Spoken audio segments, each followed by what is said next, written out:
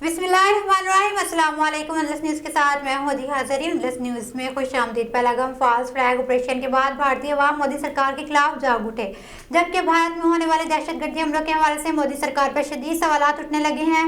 मकबूजा कश्मीर में मुकामी लोगों ने भारतीय प्रोपेगेंडा बेनकाब कर दिया। भारतीय खातून ने बीजेपी हुकूमत पर भ्रमी इजहार करते हुए माजी का तमाम बड़े हमलों की तफसील बयान की। इनके मुताबिक 1999 में कारगिल में खंदीरी का जिम्मेदार भी बीजेपी है। 2002-2017 में अमरनाथ यात्रियों पर हमले का जिम्मेदार भी मोदी सरकार है।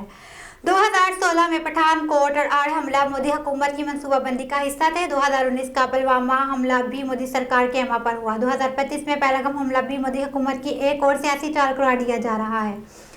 भारतीय खातून ने कहा कि मोदी हुकूमत के आते ही भारत और इसके अवाम खतरे में आ जाते हैं।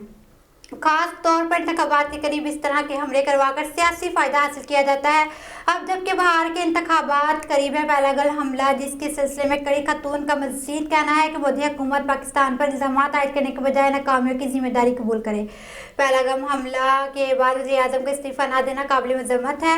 इन्होंने भारतीय मीडिया पर भी तनकीद की, वो कभी मोदी सरकार से सख्त सवालात क्यों नहीं करते। एक और भारतीय खातून ने मोदी सरकार को आड़े हाथों लेते हुए कहा, आप पाकिस्तान का पानी रोकने के बजाय दहशतगर्दी को क्यों नहीं पकड़ते।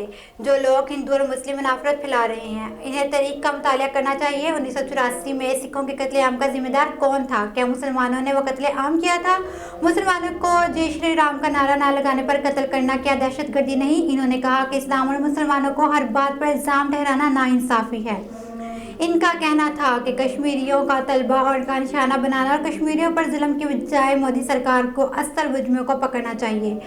सियासी तजियाकारों और के मुताबिक भारतीय अवाम अब मोदी सरकार और इसके हमायत याफ्ता मीडिया के फ्रेम में आने को तैयार नहीं और सच्चाई जानने का मुतालबा जोर पकड़ चुका है।